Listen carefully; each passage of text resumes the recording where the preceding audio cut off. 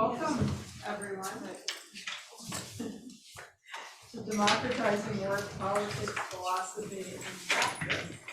So we are, I should introduce myself. Sorry, long week. I'm Sharon Block. I'm on the faculty here at Harvard Law School and Executive Director of the Center for Labor and a Just Economy, which is a labor policy research center here at the law school. So we are delighted to host the concluding session of today's workshop on the recent scholarship on politics and philosophy of work and its relationship to property rights, economic independence, and the state. So I'm a labor lawyer, so I am fascinated by this topic and especially how it fits within this unique moment in time for the labor movement.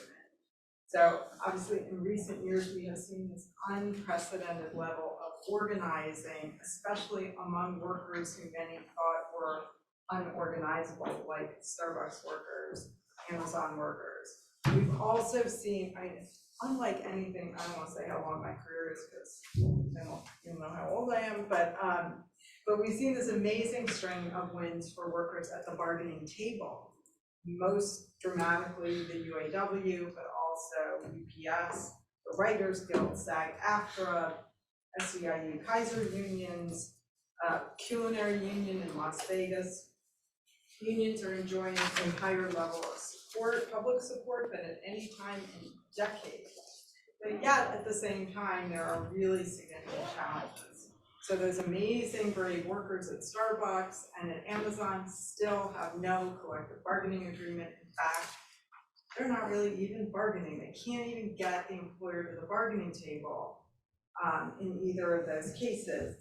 And we just had Bureau of Labor Statistics, Bureau of Labor Standards statistics come out on union density in the United States, showing a continued decrease in the level of union density in this country. At best, it could be called stagnant at 10%, and that includes public sector where unionization rates are much, much higher.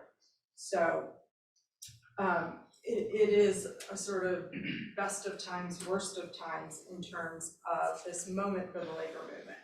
So this conversation is going to present perspectives from philosophy and politics on the why and how of this moment.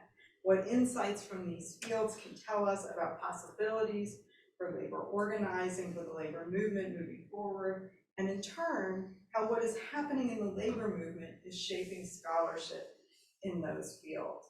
And this is just such an unusual moment. We need to figure out all we can about what is happening. Our panelists are Lisa Herzog. Lisa is a professor of political philosophy at the University of Groningen, director of the Center for Philosophy, Politics, and Economics, and dean of the Faculty of Philosophy, as well as a senior research associate at the Center for Labor and a Just Economy. She holds a master's in economics from MLU Munich, and a degree in philosophy, and a DPhil in political theory from the University of Oxford, where she was a Rhodes Scholar. Lisa's work currently focuses on economic democracy and the philosophy of work. She's a part of the international coordination team of the Democratizing Work Network, and we are so grateful to have Julie Baralana, one of the leaders of that movement, with us, and that work very much informs, I think, this discussion. We also have Alex Gourevitch. Alex is an associate professor of political science in the Department of Political Science at Brown University. He received his PhD in political science from Columbia University. He previously was a fellow at the Radcliffe Institute for Advanced Studies here at Herzog.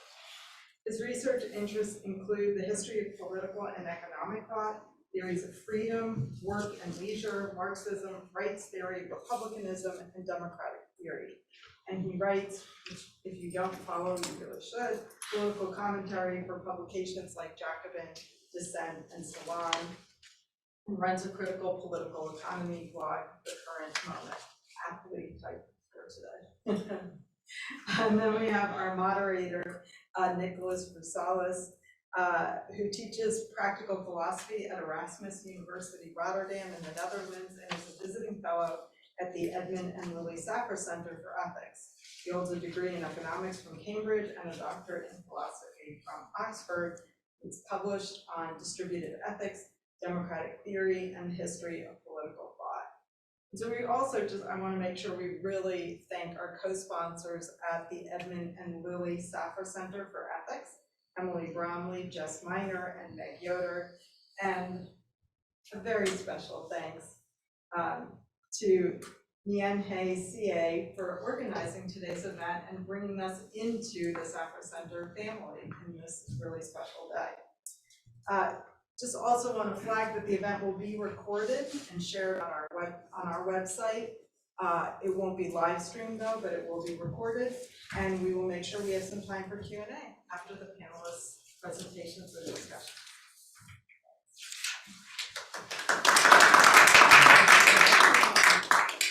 Well, I'd suggest we'd start with your pitches, let's say, and then we'll start the discussion. Well, thank you all very much for being here on a Friday afternoon, and for everyone who's involved in the organization. So I'm in philosophy, and I work in this field that gets sometimes labeled PPE, philosophy, politics, economics. And in this area, philosophy of work and questions about democracy and work have made a major comeback in recent years. Just to give you a sense of it, there's going to be an Oxford Handbook of the Philosophy of Work that has about 60 or 70 chapters that's coming out next year, hopefully. And when I was a student, philosophy of work did not exist as a field. So there's something exciting and probably politically urgent going on. And there are also more and more economists looking at institutions that have to do with workplace democracy, co-determination, unions. So it seems that there is a window of opportunity to really engage in this discussion afresh after, in a way, the breakdown of the hegemony of the market taking care of everything. Now, from a purely philosophical perspective, arguably the case for workplace democracy, in a very general sense of giving voice and power to workers in organizations, is overdetermined. There is a very basic argument about protecting workers from harm and even just enforcing existing rules on the ground, which often doesn't happen if you don't have local counterpower. So in my home country, Germany, without the works councils as someone to turn to, lots of workers would simply not have their rights respected, and in countries where this institution doesn't exist, well, there is a lot of empirical research on these rights, in fact, not being respected.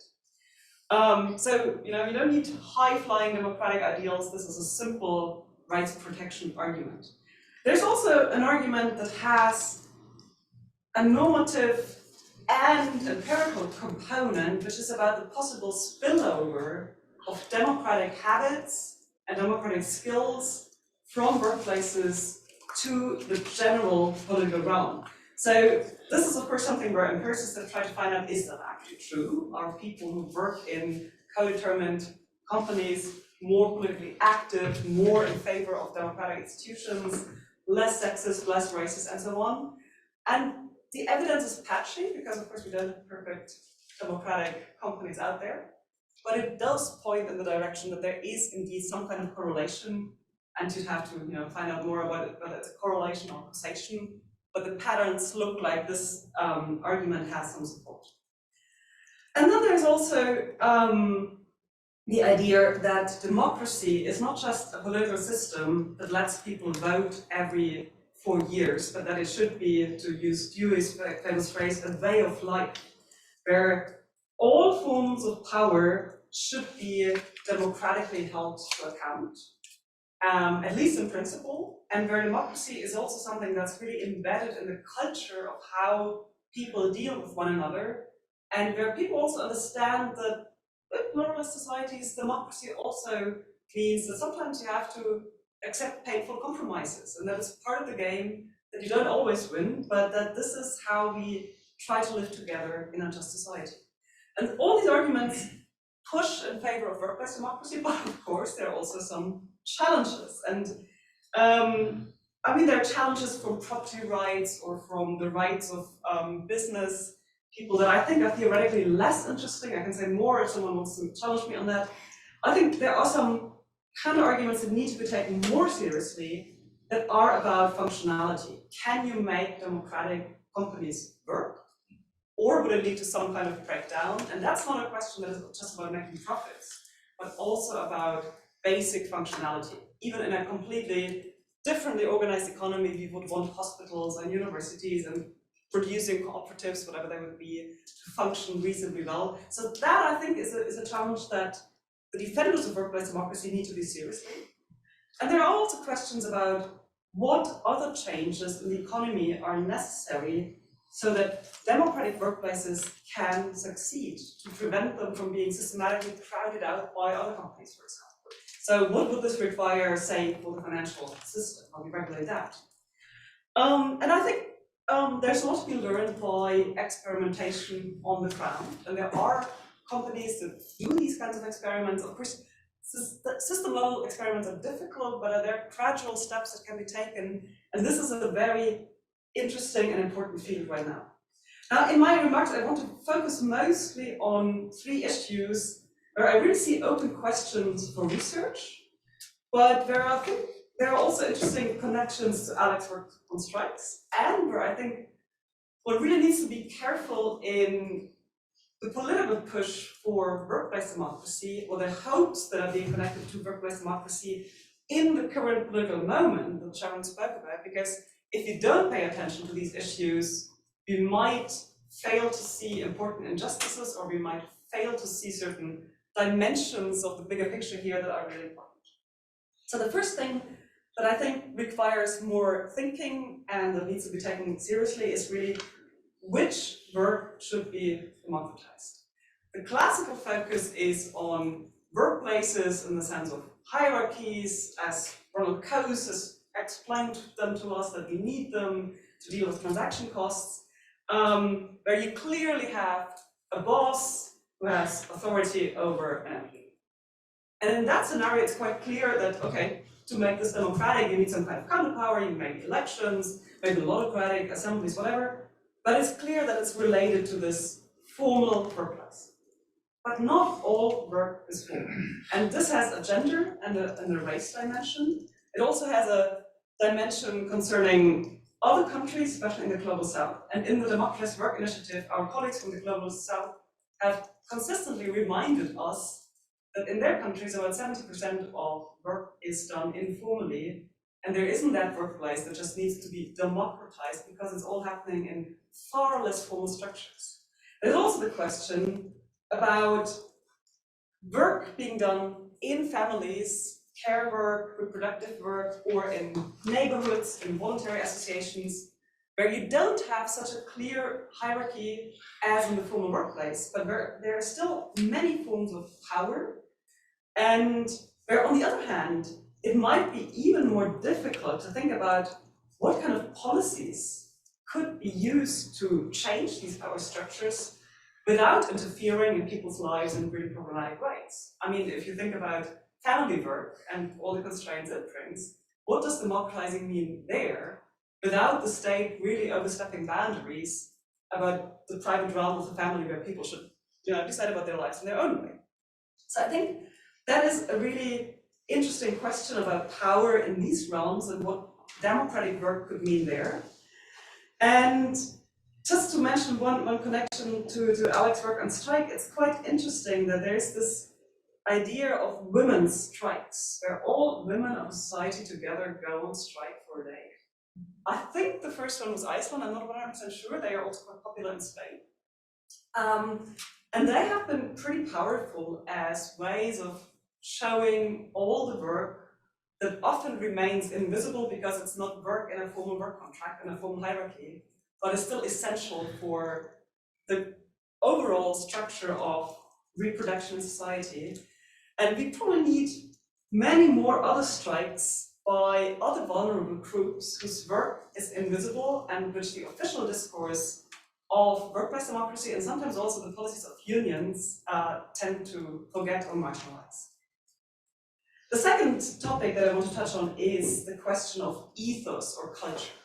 Because I've lots of anecdotal evidence that I can share with you about companies in Europe that are formally relatively democratic, at least far more democratic than standard Anglo-Saxon corporation, but the sphere is so hierarchical and so not at all democratic that you really wonder, what's the point of having this works council? What's the point of having the co-determination if that's the working atmosphere that people live in?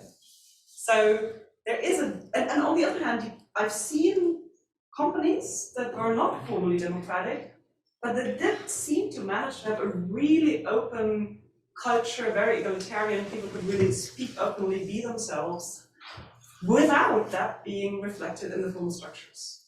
So this possibility of a disconnect between formal structures and culture, I think, is something that's really important, because if you try to push politically or legal measures for structures that are democratic, and you don't pay attention to what happens between people in terms of social norms, in terms of inclusion, exclusion, who's really part of the group that decides and so on, then you're missing the normative core of what workplace democracy is all about.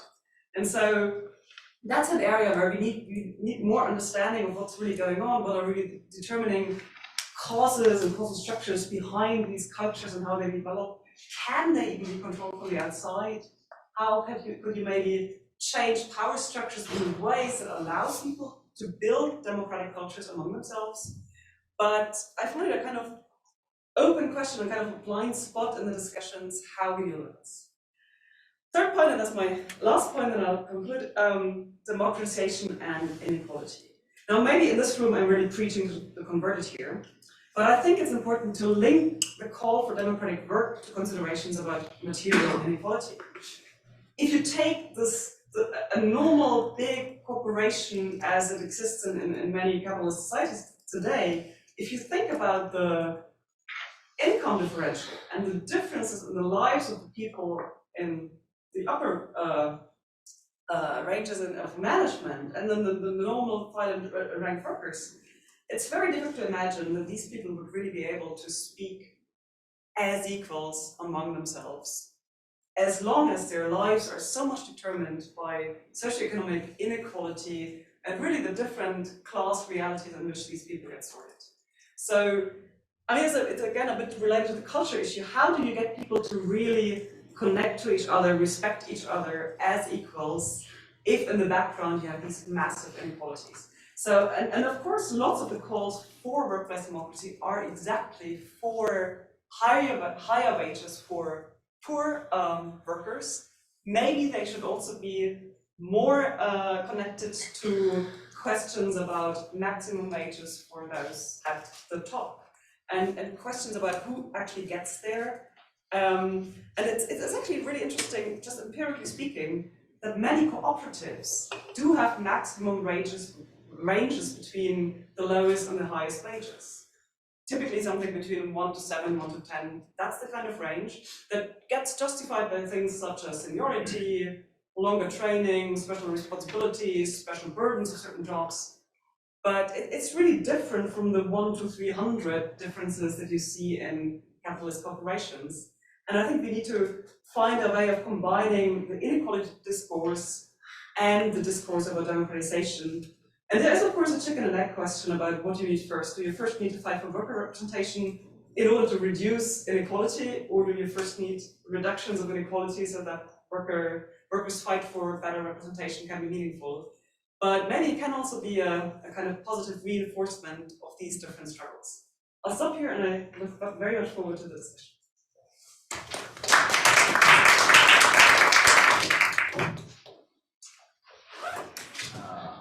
Okay. Well, thank you to Nicholas, Nina, Sharon, Julie, Guri for organizing this event, and to the sponsors for making it possible. Yeah, so I want to talk about strikes and the democratization of work. And the reason I want to talk about strikes and the democratization of work is that I think normally there's, let's say, two ways of talking about this topic. The normal dominant way is to say, let's start with some principles from democratic theory or from theories of justice, and use those to develop some institutional proposals that explain to us what the proper organization, democratic organization of work is, and then have discussion. Does this mean workplace democracy? Does it mean democratic control over production as a whole? That set of questions, deep questions, important questions. But there is a second dimension which somehow doesn't get nearly as much play, which is, given the undemocratic organization of work here and now, and the predictable resistance to the democratization of work from people who benefit from that undemocratic organization of work, where is the power and the will going to come from to democratize work, to overcome that predictable resistance? And what do we learn about our thinking when we incorporate that set of political and social theoretic questions into our thinking? And that's where I think strikes have a particularly important role to play. And I think the reason the second dimension sort of gets, I don't know, doesn't get as much attention is because Lisa's right. There's an immense amount of work that's been happening at the level of normative democratic theory, legal theory, and political philosophy about how ought we to democratically organize work. But the literature gives this kind of impression that all the hard thinking is just going to happen at this very general abstract level, normative theory. And that the reason we have an undemocratic organization of work is sort of, I don't know, we made a moral mistake. And that if we just kind of do the right philosophy, we can then show up and present it to the relevant agents who will now just take it and democratize work. And maybe we're presenting it to elected officials who for some reason we assume will be responsive, or we all, whoever we all are all exactly, are properly morally motivated. We just didn't have the right philosophical conversations yet. Now that we have them, we all will democratize work. And I think that this way of proceeding, it emerges from all of this thinking without clearly being stated as a premise of it. But it ignores two really important facts that I think have to be incorporated into how we think about these issues. The first is that the undemocratic organization of work is not a moral mistake. I mean, yes, in deep way it's a moral mistake, but it doesn't arrive just from like sort of mistaken ideas. It exists because there are very powerful organized social interests that benefit from the hierarchical organization of work. They make their money by being able to work workers for as long, as hard as they possibly can. And they can only do that to workers if they dominate those workers, if they have all kinds of managerial authority and social power over them, in virtue of how the workplace is organized and in virtue of how the larger distribution of property forces workers to be dependent upon them. And given the fact that there are powerful organized business interests, financial interests that benefit from the undemocratic organization of work, they're going to vigorously resist the democratization of work. They have a deep vested interest in it. They have a class interest in it, and they're predictably going to resist the democratic reorganization of work and use their social power often to make it even more undemocratic. And anyone who knows labor history knows they'll often use their power illegally, sometimes violently, to preserve their social prerogatives. And so that's the first fact that I think somehow has to be incorporated into it's a sort of social theoretic fact that has to be incorporated into our thinking. The second is that on the flip side, it is an unfortunate fact that there is no clear organized will among workers to democratically transform the economy.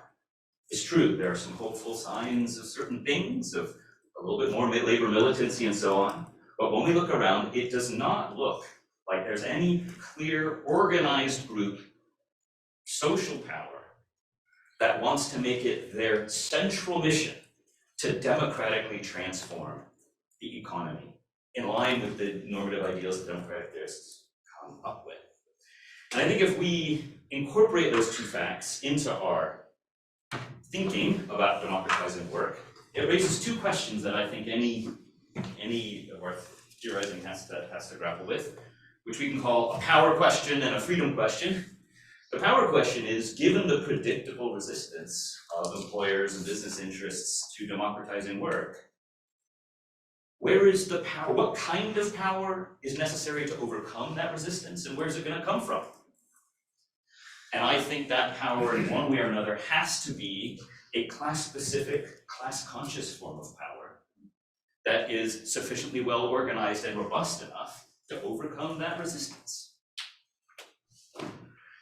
But secondly, it's not enough just for there to be that form of social power present in society that can overcome organized resistance to democratizing work.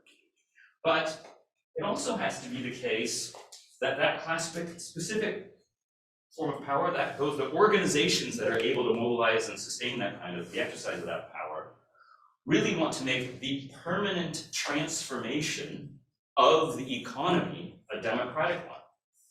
They have to, and I think to want to use all of that power for that end, as opposed to any other ends, then it has to be the case that some way or another, we have to understand the processes by which people would want to exercise that kind of collective control over production for its own sake, as like a piece of freedom that people really value for its own sake, and not just instrumentally for the benefits it happens to make available to them at any given moment. I call that a freedom question because I think some way or another people have to come, large number of people have to want to use, or have to want to exercise their social power in order to permanently organize society for the sake of that value.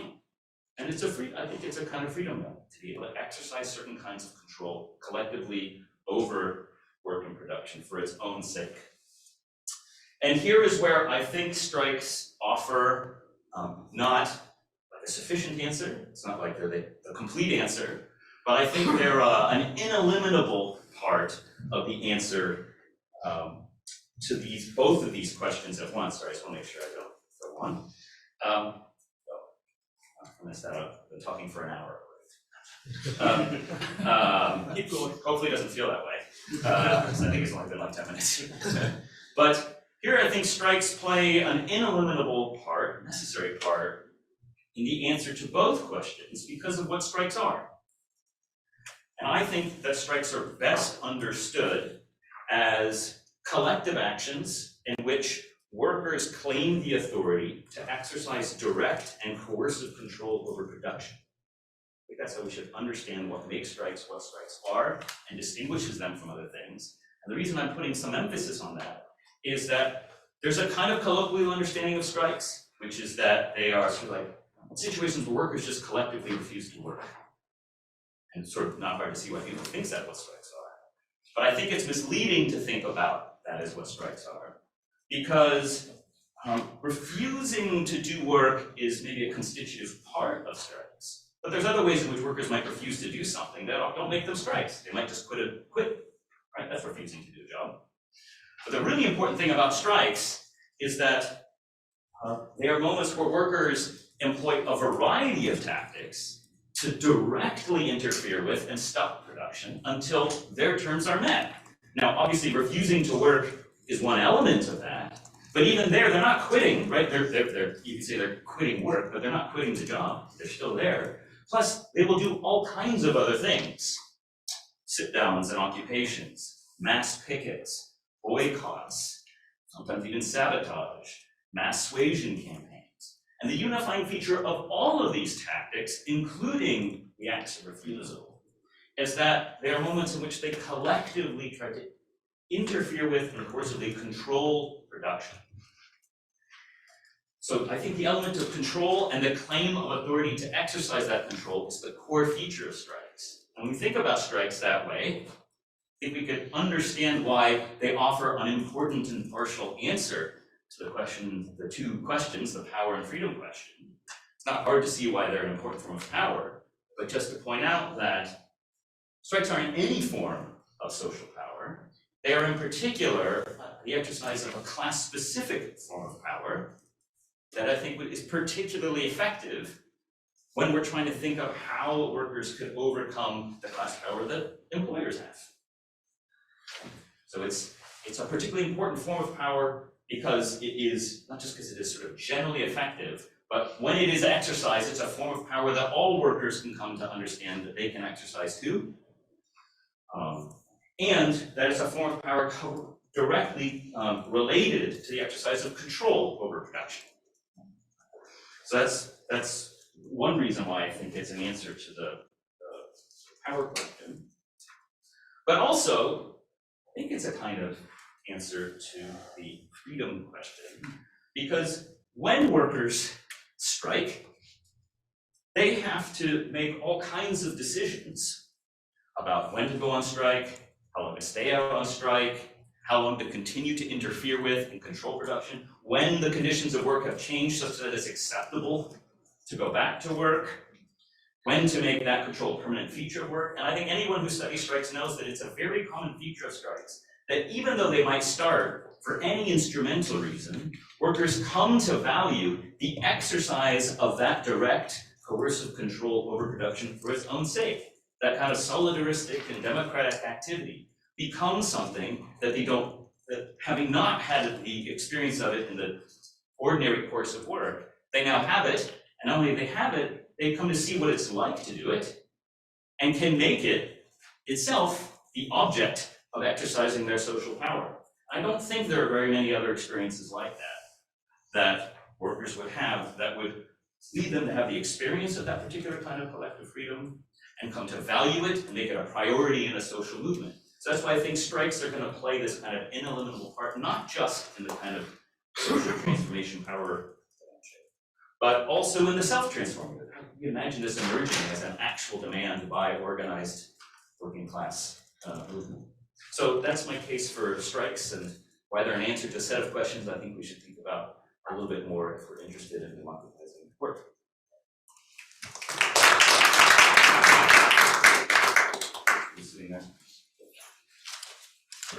Okay, so, well, thanks Alex, thanks Lisa, thank you for coming. So what I want to do for maybe 20-25 minutes is get us talking to each other, especially get Alex and Lisa talking to one another about emancipatory values and transitional values and how the two fit together. So we're going to proceed to have that discussion, and then we'll open up for Q&A. So that's the proceedings. So maybe I'll start with you, Lisa. So picking up from what Alex was saying about freedom and the more general image behind democratizing work. You talked a little bit about democratizing the workplace and what democratizing the workplace might look like. Can you say a bit more about the broader picture beyond the workplace would look like? So what would look like democratized work as such, as opposed to just the workplace? And what the relevant freedom values that an emancipatory labor movement would be worth affirming? Wow, that's a very broad question, thank you. I guess one scenario that some people have sketched for workplace democracy would be, well, if we can democratize all firms internally, maybe, there would even be some functional disadvantages, maybe workers would be more motivated and so on. So we don't need to change anything else in the economic system. I think that's pretty naive, because just this internal democracy without questions about the broader macro structures and who actually has control over them, first of all, I don't think it's unlikely, and second of all, it would keep many power structures in place that are still very undemocratic. So that's definitely not where I think the kind of picture that should be the vision for the endpoint, that should not be just internal democracy. And one of the key issues is, of course, what's happening between all these democratic workplaces. In this country, you have company-based bargaining, which has this big disadvantage that workplaces can then be pitted against each other. So sectorial bargaining has already a big advantage in the sense that you then don't actually need such high union membership if it's mandatory that whatever the union negotiates gets applied to the whole sector. So in the Netherlands, for example, union density is higher, but it's also not great, and it has been higher in the process gone down. But it doesn't have such an effect because the collective labor agreements are binding for the whole industries. Now, one challenge that this picture then still gives you is, okay, what's still happening about international competition? What about pressure from the financial markets? So I'm not saying that's enough, but that's the kind of direction in which I think we need to go. And the hard question, to which I still don't have a really good answer, is how does that then relate to work that gets done outside of the official workplaces? Now, I think part of the answer can be is the non-democratic features of informal work often have to do with power differentials that you could try to address indirectly. So if, say, work in families is done more by women than by men, and these women are somehow, because of wider structures, disadvantaged and have less power than the men, then this will sort of be visible in the microstructures of how families organize their internal work. So if you can find ways of changing the macro conditions to give women more exit options, more power in whatever sense, more resources, then this will allow them to actually negotiate more democratic ways of dealing with family work in their private lives. And so what could this be? I mean, some people will say an unconditional basic income. I'm more in the camp job guarantee, because it has advantages that, well, it covers the advantages of an unconditional basic income in the sense that you have an exit option, you stay in sort of the social welfare system and so on, but it also keeps people in a social context in which they can benefit from the potential positive features of work, like meeting other people, having contact with others, and so on. And it could be democratically organized jobs. And so just compare the situation of people doing unpaid work and depending on a wage earner in a situation without a job guarantee, but they are really dependent on that person, they have no exit option. And in a situation where they know, okay, if something goes wrong in my private life, I can always access this job guarantee, which could then be combined with childcare and what have you. That already changes the relation. So I think that's the kind of other measures that we also need to think about. But why do we need to democratize work? If we have all of these measures in place, why do we need to democratize workplaces? I mean, one typical objection to workplace democracy is that precisely by making dependent,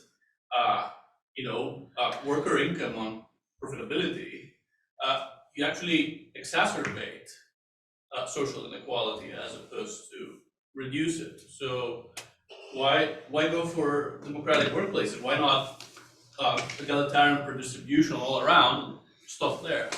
Well, there are other arguments that kick in about simply the wrongness of a one-sided authority relation that has no functional justification whatsoever. Now here you run into some questions about, okay, couldn't there be good reasons for having certain forms of hierarchies simply for functional reasons? So someone needs to keep the team together, solve conflicts, maybe there are certain forms of expertise that are really unequally distributed. But that's compatible with minimizing all other forms of workplace hierarchy, and it's compatible with holding the people who have these positions democratically to account. And so I think these arguments still remain strong, plus the spillover question and the others. So I think it's a whole set of arguments. I wouldn't want to reduce it to just one main consideration. I think it's really all these different considerations playing together. And I mean, Sharon was mentioning the sort of the current moment. I think a key question is really, what kind of economic system do we need for democracy and the political system to survive? And I think the current one is not doing the job. So I think that this relation between what's happening in the economy and what's happening in the political realm, that's really a key consideration. And we may disagree in detail about what institutional changes we need, but this general imperative that the economic system can't undermine the conditions of the possibility of democracy, that's something that lots of people should be able to agree on. Good. So that's a good entry point to Alex's ideas about strikes and freedom and so on. So can you tell us a bit also about the bigger picture here? So what is this freedom that collective organizations striking might lead to, and how does it relate to the utopian value, let's say, of of democratizing work as such, as opposed to merely workplaces. But tell us about both. So, I guess there's maybe two things to say at the beginning about that. So one is that one thing I was trying to say at the beginning about the absence of a will, of a identifiable, organized will that we can find outside carefully tailored public opinion polls. You ask workers, do you want democratic organization work? Turns out they say yes, but I think that's a pretty meaningless thing to do. Because we're not just talking about whether you're going to say that to a poller, but whether you're going to make it the priority of a mass, highly conflictual social movement over other values. So is there desire for that? And what is it an actual desire for? What is it actually a will to? For what kind of freedom is it a will for?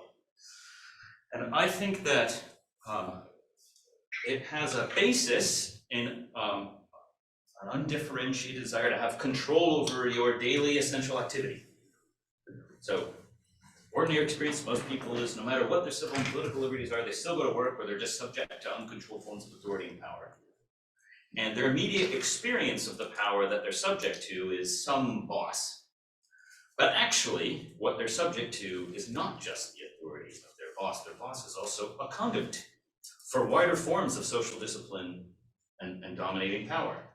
Could be in some cases it's actually the creditor. The creditor is calling all the shots because the particular employer has to pay back a loan. In that sense, and who's the creditor? The creditor stands in for a broader social requirement that all production be organized so that it is profitable to the people employed. So in that sense, your immediate experience is to just being subject to various forms of uncontrolled power.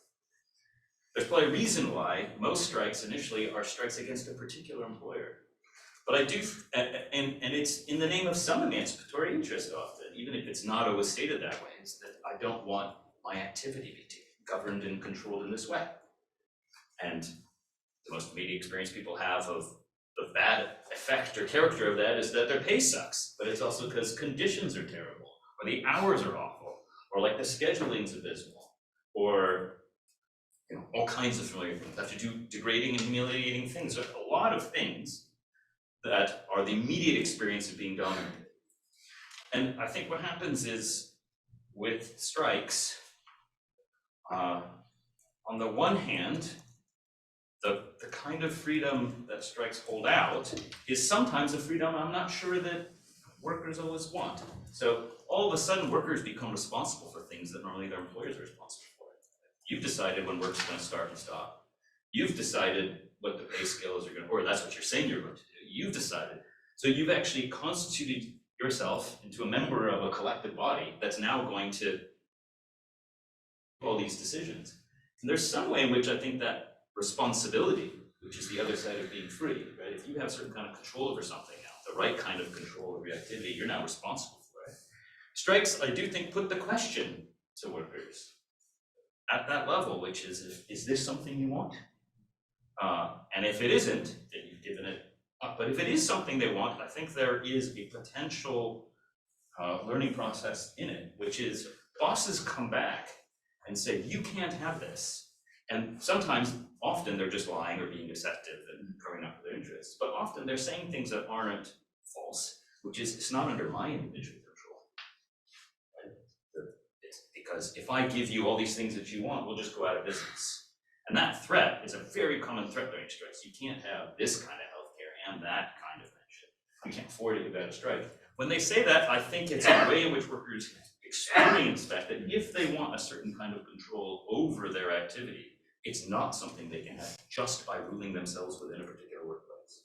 Because there are forms of domination of which the bosses are conduits, but which mean that the kind of control that they need to have, this kind of utopian horizon you mentioned, is going to require a broader form of social reorganization, which means their way of exercising their collective power can't be limited to a particular workplace.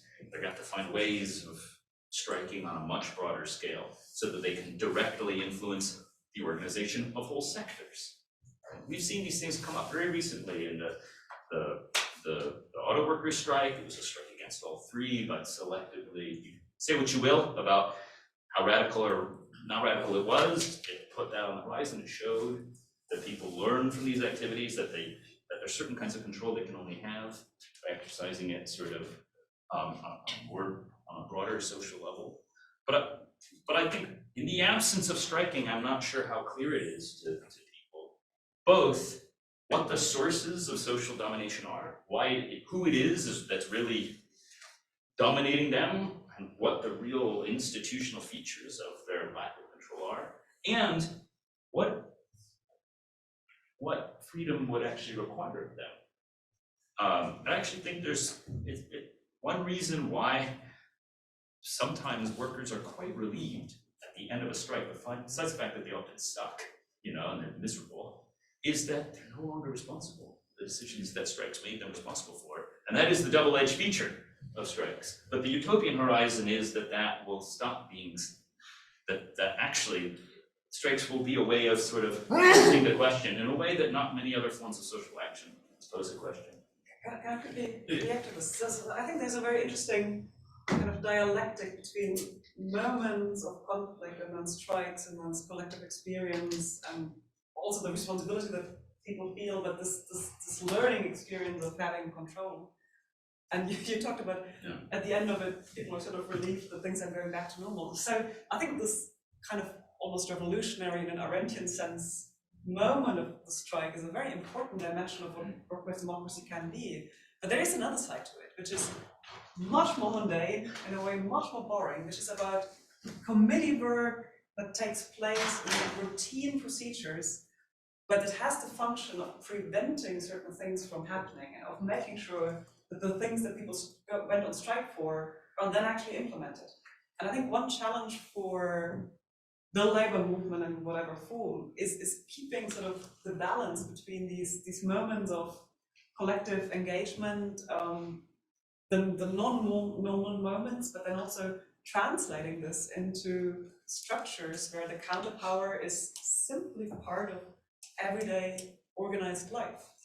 So I just say, I'm inclined to agree that there's probably a case to be made that even in the ideal emancipated society, that you'll still want, there will still be really good arguments for why strikes will be a constitutive feature of the ideal emancipated society. Ruling structures become sclerotic, bureaucratic, stale, unresponsive, and so the ability to engage in these forms of counter-normative, socially disruptive collective action will be necessary to avoid the kind of hardening of, it's sort of like a normal feature of any social institution, not just because it happens to be capitalistic or something. But so I don't mind that as an argument. I agree with you, and there are a lot of other good arguments. Here has very good arguments about why strikes are a necessary part of even an ideal, properly democratically controlled economy. I'm just trying to think of it from the other end, because I think otherwise we end up making conversations about sort of there's just this undifferentiated we who has to figure out kind of how to come up with these different policy proposals and fit them all together like a piece of machinery that then just sort of present it. We kind of, I think we somehow in various ways mistake what we're trying to do. So I don't want to do the opposite, make it sound like there's a kind of teleology to strikes. It just is the case that when workers go on strike, they're necessarily going to learn what it's like to control their activity in ways they don't normally do it. Once they have that experience, they're going to just naturally want to turn that means into an end. They're going to want the control for its own sake, and then it's going to yield into a mass democratic struggle to permanently transform the economy.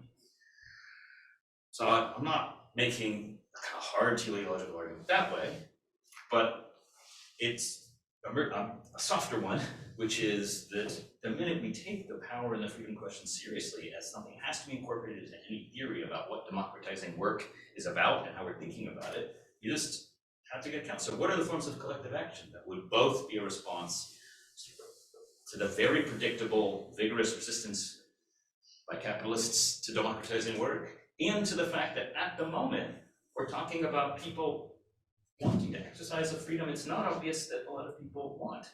And that loses its value as an ideal if it was something that just has to be imposed, right? So if the value of democratizing work is linked to the fact that it extends to people a form of control that's supposed to be of value to them, and yet it is not something that anybody has any real sense of what it is and what it is of value, then I think we need something that looks like this quasi-teleological account, defense of particular kinds of collective action out of which it would arise. And I think strikes, given what they are, as this form of collective imposition directly on how we organize production, are just inescapable. So the last thing I wanted to discuss with both of you before we open up is exactly this horizon of political possibility and the politics of democratizing work, strikes, and how these two things might converge. So, I mean, there's an old Leninist picture of the strike, which goes from the workplace, as you described it, from the workplace to the sector, to dual power, to taking over the economy as a whole, and then look. But I take it that what we're thinking about here is not the Leninist picture, it's rather a picture about collective self-organization that occurs in tandem with democratic procedures and well-developed democratic institutions with, sometimes against, sometimes for, whatever the relevant brand of politics is. But so I want to go back to Lisa and ask, how do we combine the weapon of the union and the weapon of the strike in an emancipatory vision of the democratic society that's short of that, the pitchfork scenario, which I mean might be on the table, but maybe we don't want to go all the way to where it went. Well, I'm not sure I have any disagreement with Alex on this. Yeah. I mean, unions organize strikes. I mean, sometimes they happen without, and there are interesting new phenomena of workers that are not part of a formal union organizing on social media, informal workers getting together. So I'm not saying it's a one-on-one relation, but in many of these cases, it's called a union, but it's sort of functionally similar. But I think there are a couple of challenges here that we haven't mentioned yet. One is that I think there's a lot of context specificity in terms of different countries being in different places, both in terms of the public discourse on these things and in terms of the institutions that are already there and can be used by the different parties, both the capitalist side and the worker side, in these kind of conflicts. And so I find it very hard to sort of give you a scenario from the armchair that would hold for even just the set of sort of de-industrialized countries, because I think these things have to be context specific and different. And one other question that comes in here is, what is actually the role of those of us who as academics are thinking and writing about these things? Because there is a bit of a danger, and I heard this sort of in what you said, and I'm not sure if it was there, but I heard it, which is there's this armchair philosophizing about, oh, this is what the workplace democracy would be like, it's nice, which is very much a kind of Platonic philosopher king picture that I think is really problematic, because it needs to be something that people do themselves. And then the question is, what are we actually doing as academics writing about these things? But I mean, one possible answer is to say, let's try to get rid of all the false ideas that are out there in public discourse about why certain things are not possible. So attacking the false, there's no alternative stories, I think that's definitely a role. And there's also a question about how we can work together with certain actors out there in society. What do they need from us? How can we bring certain voices that are otherwise not being heard into the public discussion? And that raises all kinds of questions of what we actually do as academics, who do we feel accountable to, how do we connect to other parties, what new ethical problems arise there. But I think that's questions that you cannot avoid when you write about these labor-related issues, because just doing armchair philosophy as we, as liberal egalitarians and whatever, also socialists have done for a long time, I don't think that can be the answer today, given how urgent these problems are. We need to get much more in touch with other actors, listen to them, see, what we can do, what kind of insights would they need, what kind of arguments are they interested in, and do this in a more collaborative way. Yeah, there's the critique of actually existing consciousness as opposed to presenting principles to which reality must kneel. So how does striking do that, and my question to Lisa and you is just the politics. What politics of what kind of emancipatory politics does striking lead to, and what kind of consciousness ought we be having or criticizing when we're thinking about the emancipatory potential of strikes and the potential for democratizing work? I don't mind armchair philosophizing, actually. I'm okay with that. Partially because I don't think anybody should really be coming to me for advice on many practical matters. I don't have any special wisdom. I participated in strikes, but I don't know anything really about labor organizing, and nobody should ask me how to do it because I'll mislead them. Because I'm not good at it. Maybe I'm good at it. I never even tried. But what I do think that to offer as an armchair philosopher is that I think that these, and I can't predict it, I'm giving account of the kinds of consciousness I think activities like strikes must produce, because we need to know if consciousness is including sort of where would people come, how would an organized movement that wants to make the reorganization of the economy a priority, that's a consciousness question. So where is that consciousness going to come from? It's not, and I'm saying it's not going to come from them all listening to me or anyone else, not directly. The consciousness is transformed by activity.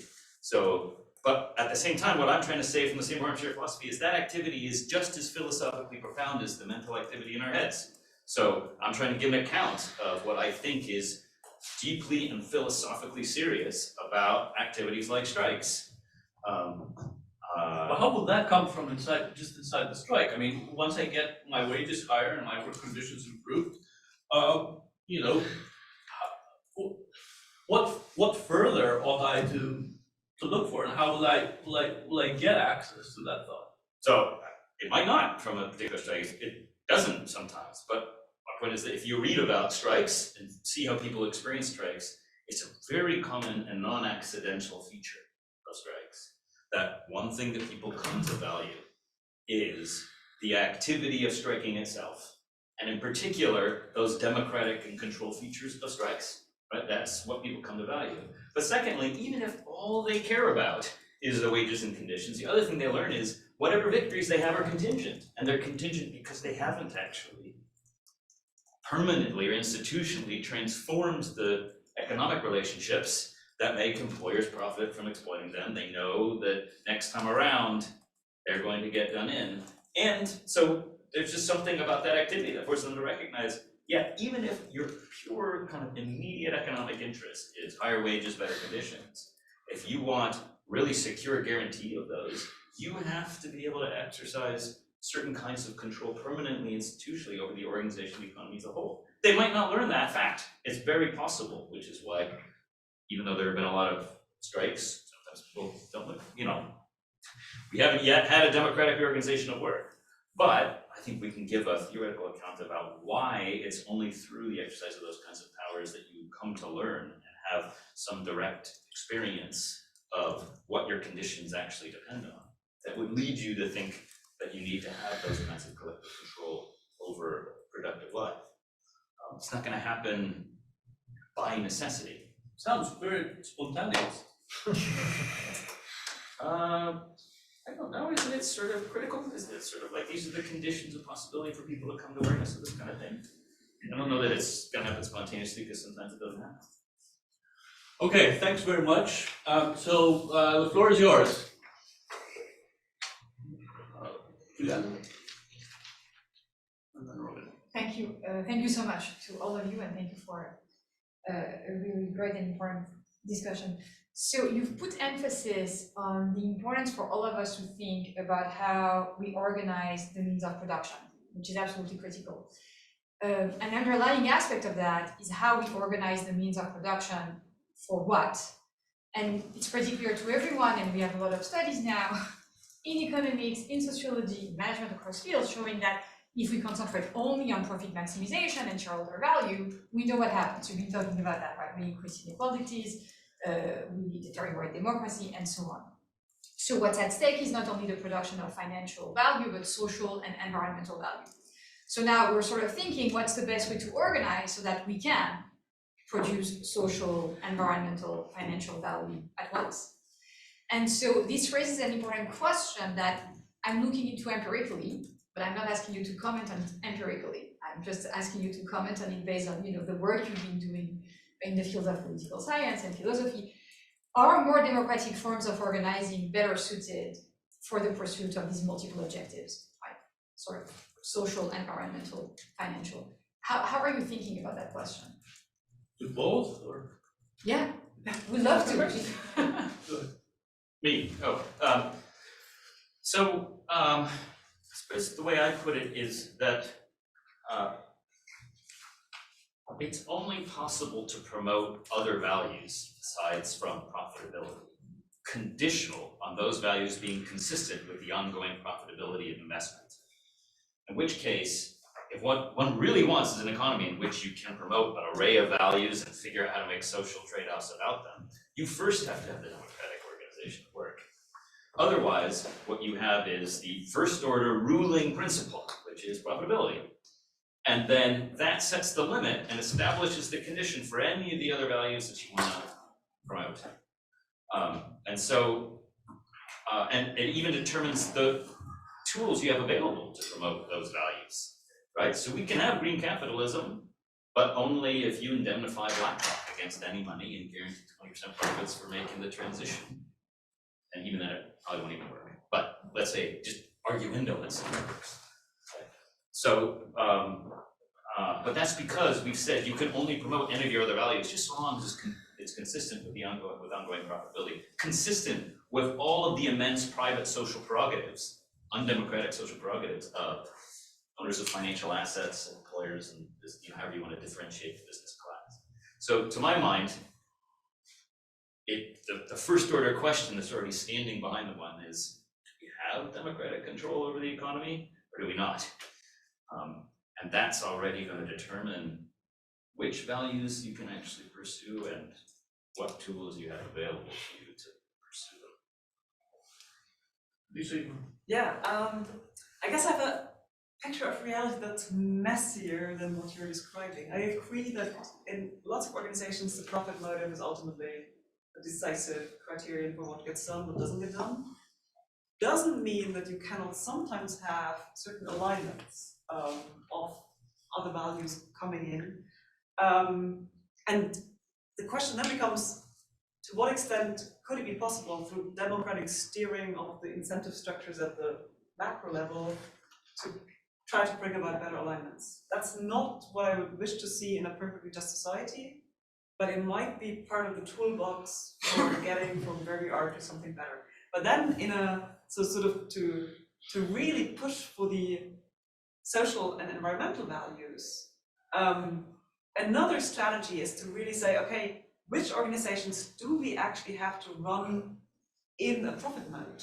I mean, you said these three: social, environmental, financial, as sort of three values that need to be brought together, but there's still a question of priority. And there are organizations out there, and you know more about this than I do, that really prioritize the social and maybe environmental, and the financial dimension is a kind of constraint. You cannot afford to make permanent losses, but you don't have to maximize anything. And I think as a kind of transitory model, that will already get us much further in the direction of the social and the environmental values. And it could go hand in hand with, for example, cooperative models of democratic ownership, of people deciding, okay, we need to cover costs, but we don't need to maximize profits, and that's how we can prioritize the other values. And if that could be combined with incentives, again, at the macro level, for shifting more organizations towards such models. And then you're also talking things like foundation enterprises, these kind of purpose enterprises, different legal vehicles, where you have a kind of shielding from the pressures of creditors, financial markets, and so on. That it's not perfect, but it's sort of moving things into a direction that could then unleash further possibilities of moving even more in that direction. So I think it's a kind of multi-level question of how can we shift the power relations towards these other goals, and what institutional levers can be moved for this. It sounds like you've already solved the Alex problem. I mean, if you can do all this, if you can satisfy perhaps instead of maximizing profit, then you're not facing the problem that Alex is saying. Alex saying, I take it, the disposal of the means of production is now up to us. So it's up to us to decide on environmental and other social priorities. But how do we do this under profit maximizing? But that's why I said at the beginning, I see reality as messier, because there are organizations that already function on a different model that, for example, don't have financial investors that push them. It's often pretty precarious and it's in niches, and the question is how could you reinforce these kinds of efforts. But I think it's a wrong picture to assume that there's only one type of work organizations out there. There are different models of different sizes under different kinds of pressures. And Denmark, for example, has this model of foundation-owned organizations that still have profit pressures, but of a slightly lesser kind than the typical return expectations that you have on financial markets. So there are these intermediate models, and I think it's worth taking seriously how you could use these levers to push in a certain direction, not because I would say the model in Denmark is what should be our final vision, but because it could be steps in this direction. I think the empirical diversity of corporate forms can be misleading though. So yeah, Nike can decide it's gonna create a racial justice NGO and fund it with like $20 million and have them go off and pursue racial justice independent of the profit motive, apparently. That's not what I mean, just saying. Well, but it's an example of it's relevant because the point is that all those exist at the goodwill of those who fund it. And they're being funded either directly or indirectly at the goodwill of the profit-making enterprises, because the money, which determines who's got the resources, has to be gotten from somewhere, and it's only gotten by taxing the people who make money. And if those taxation levels reach a point that they're not willing to accept, then it's canceled. So that's different from saying that we have the fact that the organizational work is undemocratic doesn't make it not possible to have organizations that pursue social values not directly determined by profitability. It just means that happens by the good graces. Which ones exist and how freely they're able to operate is dependent on the ongoing levels of profitability as a whole, and in many cases, the kind of discretion and goodwill of the particular corporations that are responsible for financing them if it's direct. So, and that remains the case, so it looks like there are options, but I don't think it's as messy as it's described. Because at the end of the day, either we are able to do that because all of our productions are up to us, or those other social objectives can be pursued conditional on sometimes the willingness of private funders to do it, or the kind of ongoing profitability of the economy as a whole such that there's sufficient stuff that can be taxed away. Okay, to finance it. Thank you both. Alex, I have a question for you. At the very beginning, Starbucks workers were mentioned, and it's all very exciting that hundreds of Starbucks stores have voted to unionize, yet the possibility of a single contract is not on the horizon. Yeah. And so I'm thinking about, okay, given the assumption, and I agree with you, given the argument that the strike is sort of a unique experience in creating solidarity and a unique sort of mechanism to create power, right? But knowing this, the history of the US labor movement is one sort of piece of legislation after another to destroy the possibility of the strike sort of fulfilling these roles. So often when we think about a strike, we think about, let's say the UAW strike, right? Yes, it was different, but also very much the same. So is the answer at this point to think about the Starbucks question, right? Is it to actually go back and kind of re-envision like what a strike can do? Like is the idea of a strike even in the sort of realm of an answer for the Starbucks question? Or is it a moment where striking is not the answer? Like, I guess that's my question. Like, do we actually need to re-envision the strike as something not like what happened at the UAW, right? But something more radical? Is the answer to push and to expand the idea of what a strike can be, or to say, no, we actually just need to do a ballot initiative in Massachusetts to legislate the conditions for all retail workers? Yeah, that's, okay, so, I guess what I'm trying to say is that, a strike is necessary but not sufficient in order to, for workers to have the kind of control they ought to have over their own activity and to create more broadly sort of a democratic control of the economy. But for me to defend it in the way that I'm trying to defend it, I think you're right that it has to be thought of more radically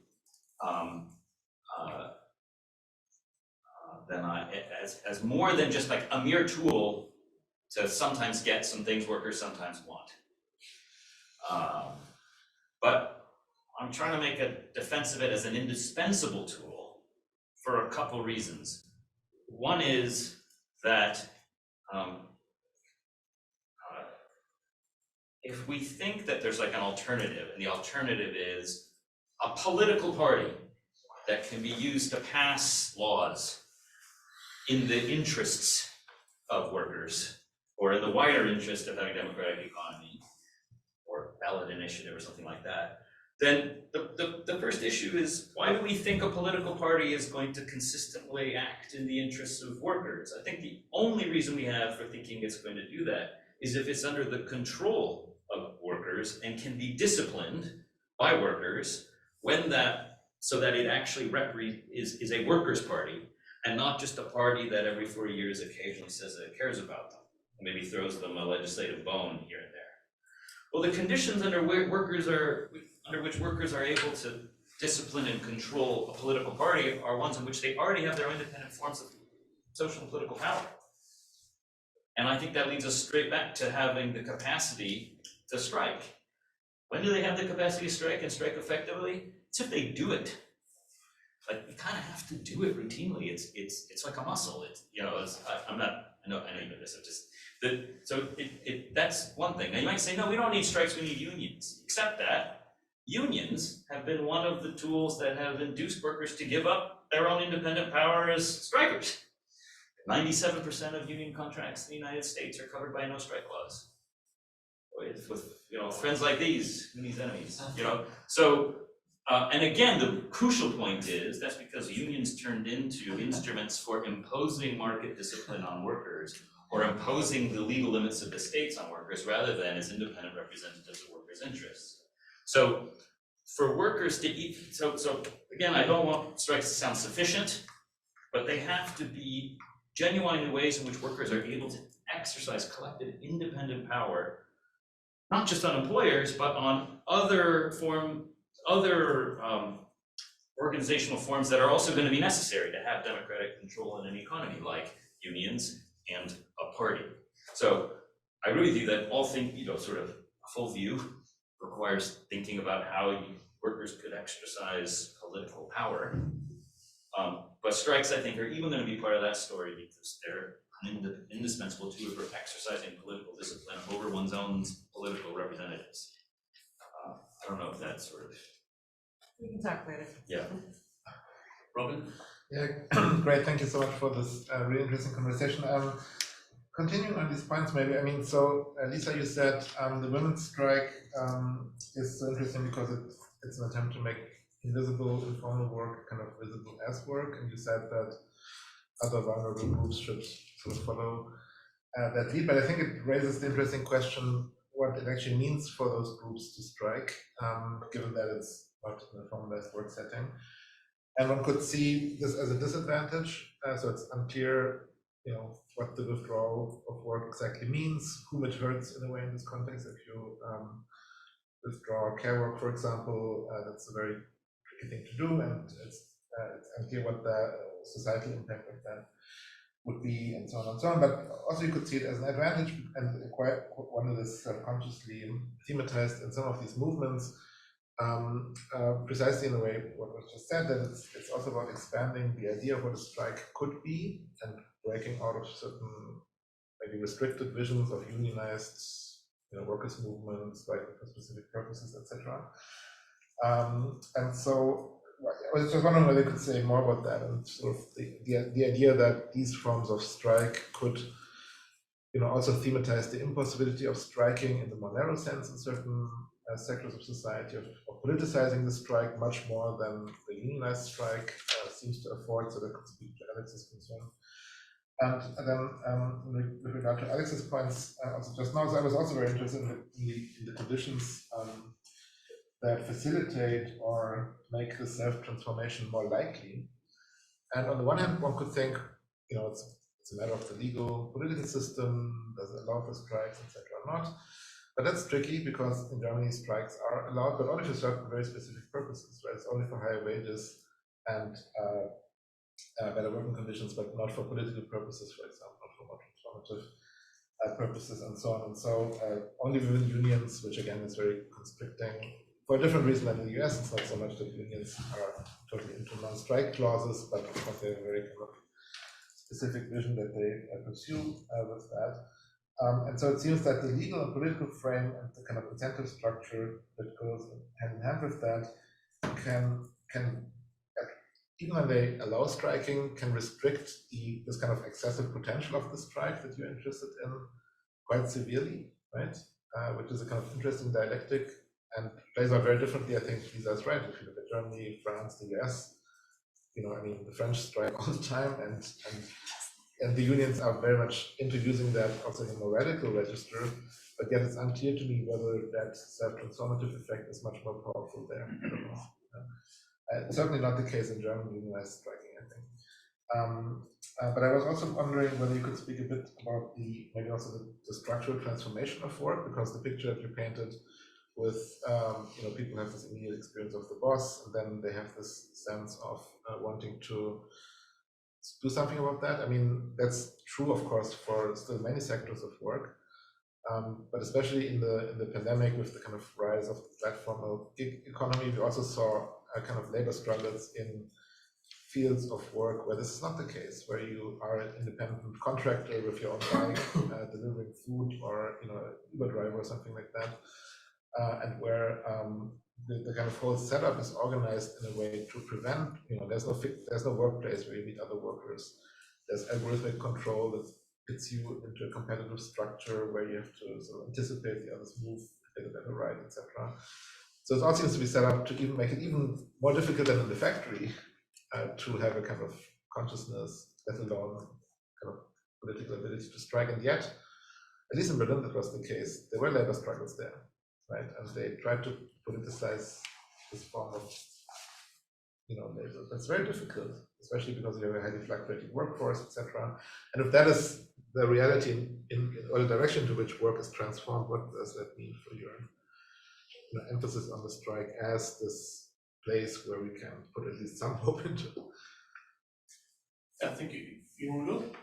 Oh, thank you for the question.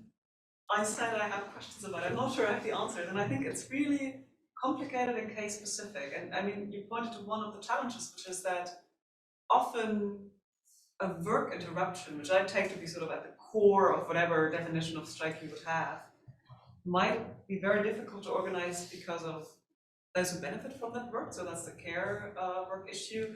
I mean, in the health sector, organizers have found ways of doing this and sort of distinguishing very carefully between necessary care and things where you can delay things, and then making sure there's always an emergency service available. So there are practical questions there, but it's so solvable. When it comes to private care work, it becomes far more difficult. And of course, the point about the women's strike was always, well, hello, husbands and fathers, your task. And so in that sense, they did not expect the kids not to be taken care of. They wanted to signal, well, there are other people who need to do that work as well. That may not generalize to other forms of strike by informal groups. And another challenge which you have for example, migrant workers is that they simply can't go without an income for any extended period of time, and they don't have the organization of, strike money and all these things that unions are exactly responsible for when you have a unionized strike. And so this idea of interrupting work is difficult to do in practice. But I also think that there are elements of a strike, and you made this point very forcefully, that are also broader. So there's the experience of collective action, there's the symbolic level, there's the visibilization, and sometimes work interruptions don't have to be very long to still achieve some of these other goals. And I was also thinking about the gig workers when you asked this question, because that is indeed at the moment one of the big questions. What can organized labor mean when people never meet each other in person? And there are interesting reports about how online platform workers connect on other platforms. So they connect on social media, for example, but then a lot of this may not get any public attention outside of these spheres, and then the element of visibilization and politicization is very difficult to reach. But I think you can have meaningful combinations of these elements, and I guess I would like to think about these forms of strikes as a kind of family resemblance concept where not every strike needs to have all of the elements that we think of as the classical combination, the classical package, and they can still be politically meaningful ways of organizing that might then lead to further action. I'm partly with you on the need for legislative initiatives, and some of these strikes by gig workers have been not so much for their own direct wages, but more for the legal regulation of this whole sector.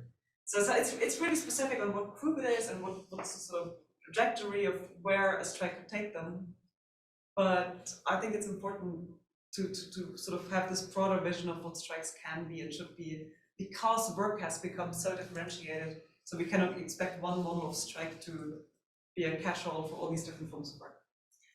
Can you react to all three questions briefly, so we can have some time for the women's strike, the parochialism of the strike, and the gig economy, or I think it was also law.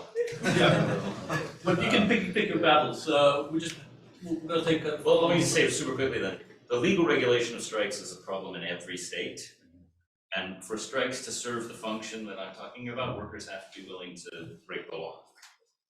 There's just no question about it. In my defense of strikes and their role, I mean, even if workers don't want to use strikes for the things that I think they should want to do it, even if they just have much more limited bans, there's no way for them to go on strike, have any reasonable chance of success without breaking the law. So then the question is, when are workers willing to break the law? And I think there's a couple situations. One is when they're so desperate that they don't feel like they have much left to lose. That's sometimes. Other times because they're sufficiently well organized and care enough about the domination that they're subject to, or the injustice that they're against, that they're willing to break the law. And this maybe is one of the problems, is that there are very few work organizations with any class of lead workers that are willing to engage in this open confrontation with the state right now. But there's just no social progress any sort without workers being willing to consistently engage in that confrontation with the law. And just to be clear, this isn't like me saying, so go do it. Like, that's not what I'm saying. It's not my judgment. It's it's for people involved to make the judgment about when and how to do it, and whether the condition's appropriate. But that is, I think, just a fact.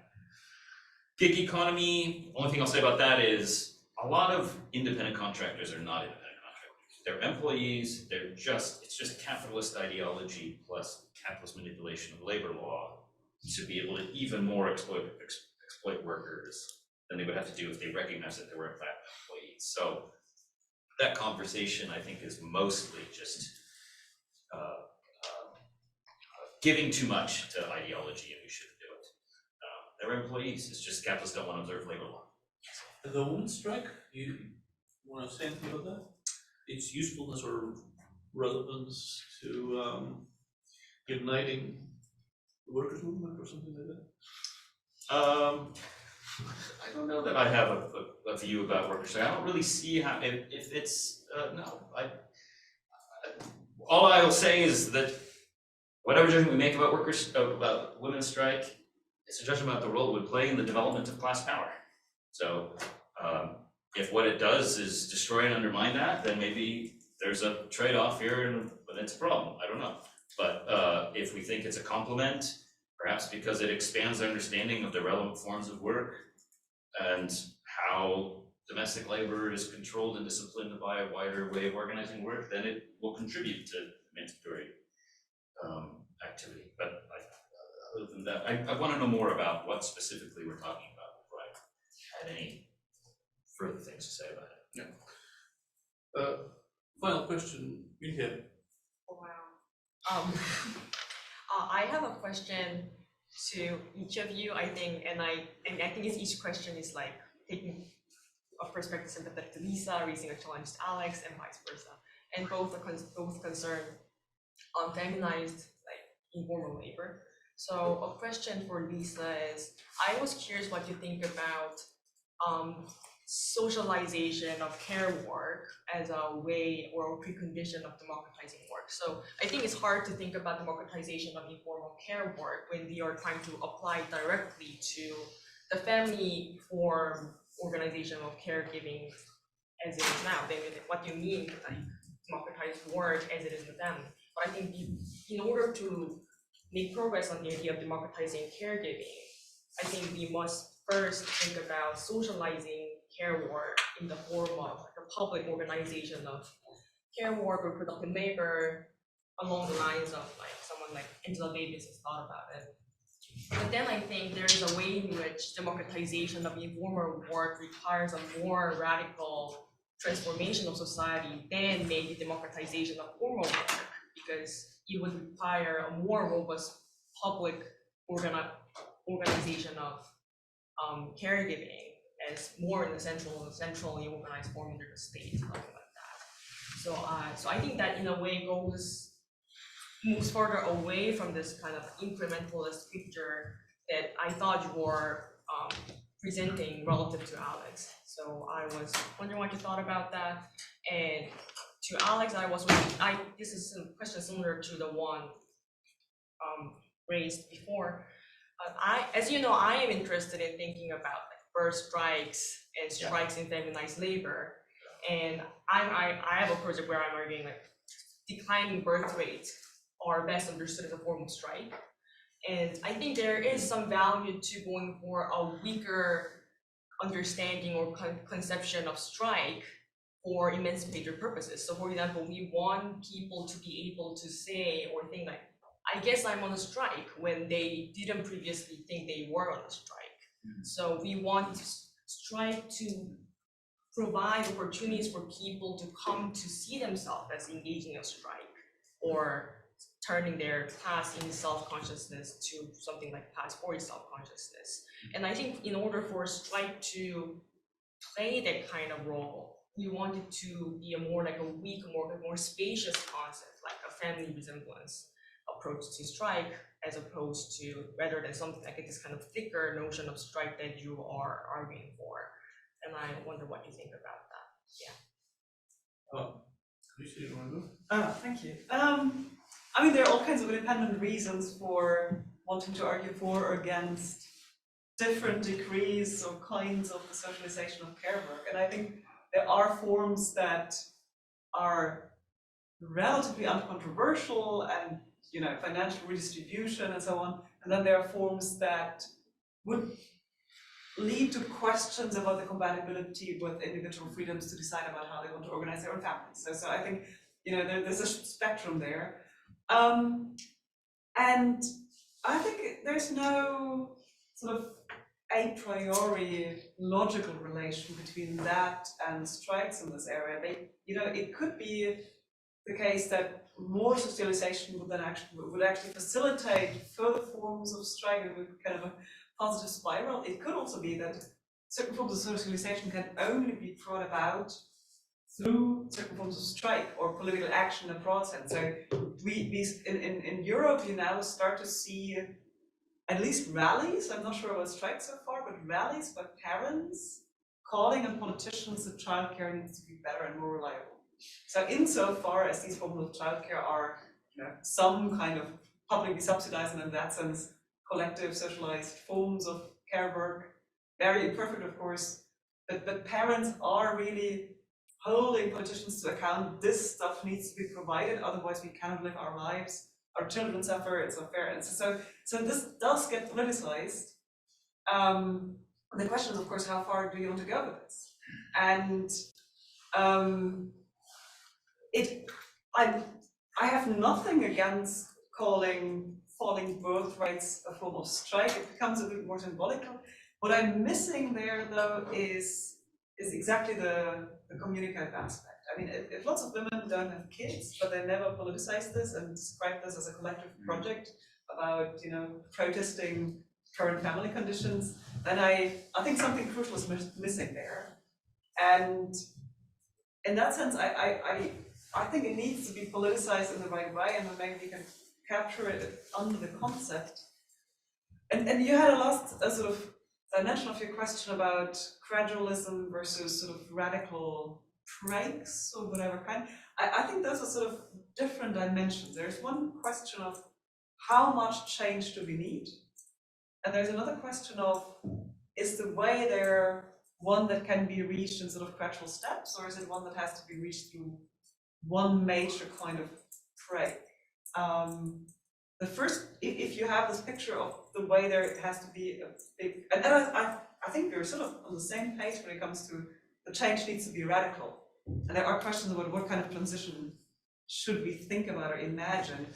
The problem that I have a little bit, I mean, you said spontaneous, but the big break picture is, well, what do we do meanwhile? Do we just sit there and wait and drink champagne and wait for the revolution to come about?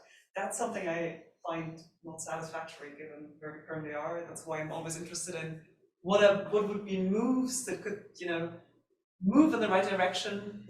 And the risk is then, could they get you stuck with a little bit of reform, but otherwise capitalist power relations happily in place? That's of course not what you want. But I think there can be ways of being reformist and yet arguing for radical transformation. Okay, so can you solve the reform or revolution problem in 30 seconds? No problem.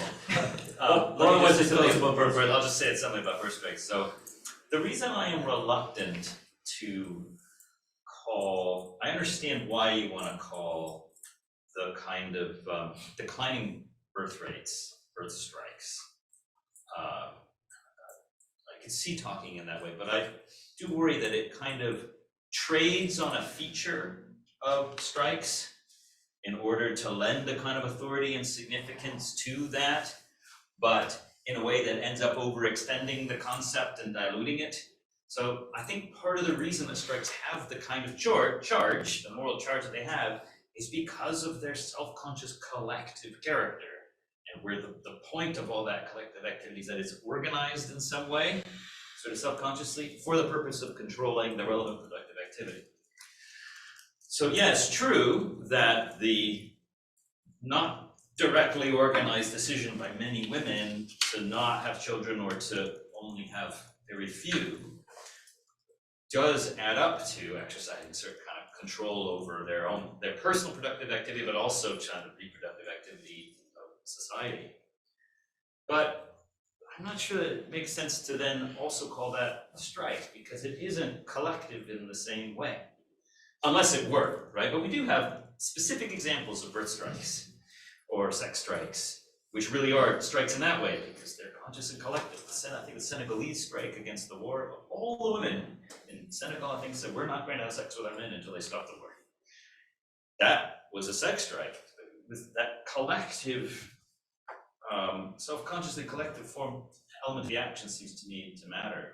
And just by analogy, it would also mean that in a formal workplace, in the formal economy, imagine that a whole bunch of workers decided over the course of a few years that they were just no longer going to take certain jobs, which had the effect then of dramatically destroying or rearranging those jobs. So they did unintentionally, just through personally refusing to do the job, have the effect of transforming it. We still wouldn't call that a strike, but that's what's going on in the case of declining reproduction, declining birth rates. And so I'm still unwilling to lend the term strike to the activity. Totally willing to think that there's another term we should use, and it makes sense why it would look something like a birth strike, but I'm not yet convinced that it makes sense to really analytically to get it for the kind of activity that it is, makes sense to call it a strike. But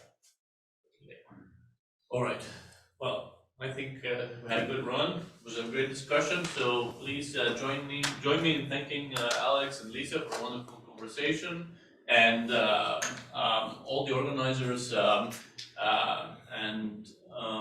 all of you for being here. Thanks.